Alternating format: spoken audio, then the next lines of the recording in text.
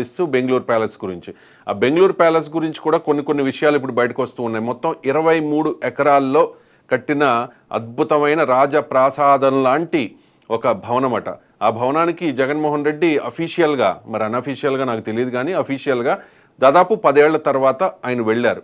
వెళ్ళిన తర్వాత డీకే శివకుమార్తో అక్కడో లేకపోతే బయట భేటీ అయ్యారనేది ఒక వార్త కూడా బయటకు వచ్చింది. దాంతో వెంటనే కాంగ్రెస్ పార్టీలోకి వైఎస్ఆర్ కాంగ్రెస్ పార్టీని విలీనం చేసేయాలి అనే ఒక ప్రపోజల్ పెట్టారు అని అంటే అక్కడక్కడ ఆఫ్ ద రికార్డ్ కొంతమంది మాట్లాడుకుంటూ ఉన్న విషయం. అండ్ షర్మిలకి ఏపీసీసీ చీఫ్ అవకాశం ఇచ్చారు కదా, అది తీసేయాలి. దాంతోపాటుగా మేము అవసరమైతే మీ ఇండియా కూటమిలోకి వస్తాం, ఇంకా డిమాండ్ చేస్తే మీ కాంగ్రెస్ పార్టీలో విలీనం చేయడానికి కూడా మేము సిద్ధము అన్నట్టుగా జగన్మోహన్ రెడ్డి ఒక ఆఫర్ ఇచ్చారు డీకేకి. అంటే ఒక ప్రపోజల్ పెట్టారు డీకేకి అనే వార్త ఒకటి హల్చల్ చేస్తోంది. నిజంగా అంటే ప్రజాస్వామ్యంలో ప్రతిపక్షాలది కూడా కీలక పాత్ర. ఒకటో లేకపోతే 2, 11 వాట్ ఎవర్ ఏదైనా కానివ్వండి, అలా నిలబడాలి. ఎందుకంటే ప్రతిపక్షంలో నిలబెట్టారంటే వాళ్ళ బాధ్యత వాళ్ళు నిర్వర్తించాలి కదా. అంటే ఇవన్నీ చూస్తూ ఉంటే ఆయన అస్త్ర సన్యాసం చేయడానికి సిద్ధమైపోతూ ఉన్నారు. ఆయనలో ఏదో ఒక రకమైన వైరాగ్యం వచ్చేసింది అనేదే వితిన్ ద పార్టీ కూడా జరుగుతున్న చర్చ.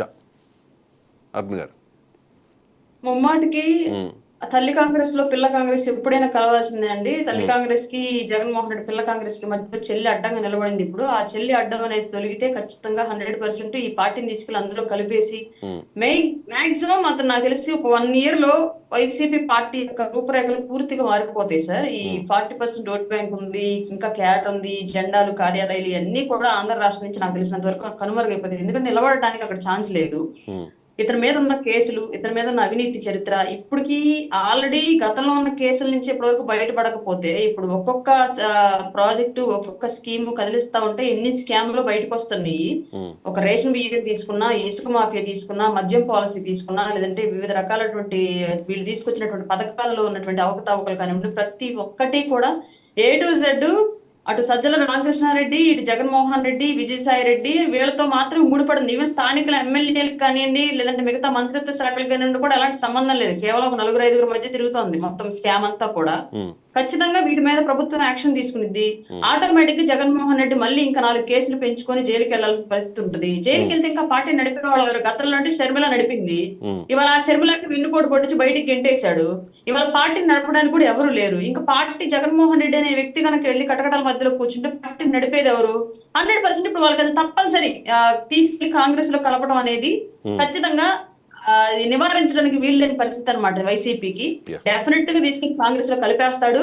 కాంగ్రెస్ వచ్చాక రాష్ట్రంలో వీళ్ళు ఎంతవరకు ముందుకు వెళ్తారు ఏంటి అనేది అయితే మనం వేచి చూడాల్సిందే. అదే జనసేన కానీ లేకపోతే టీడీపీ కానీ గేట్స్ ఓపెన్ చేయలేదు.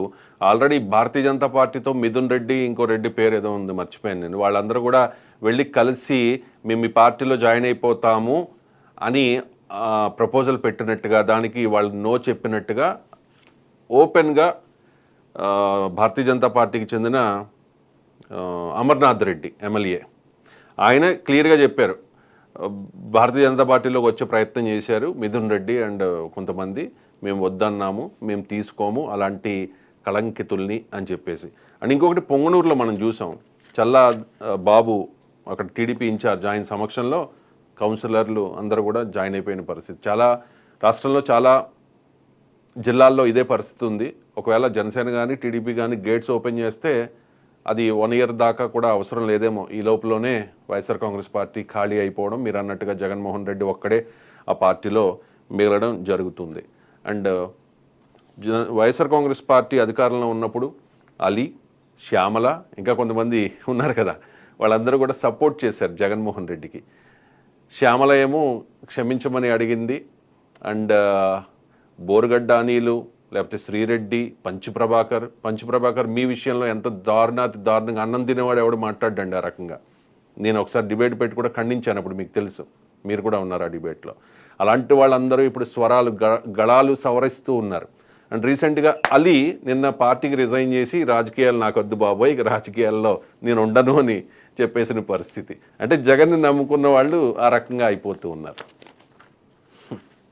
ఏమంటారు? అలీ గారి విషయం మిగతా అందరూ అంటే వైసీపీలోనే పుట్టి వైసీపీ భావజాలాన్ని ఇష్టపడే వైసీపీ యొక్క బిస్కెట్లు తింటూ బ్రతికిన వాళ్ళు కాబట్టి వాళ్ళు మాట్లాడారు, వాళ్ళ పార్టీ కండువా కప్పుకొని పార్టీ అనుకూలంగా వ్యవహరించారంటే అర్థం ఉంది సార్.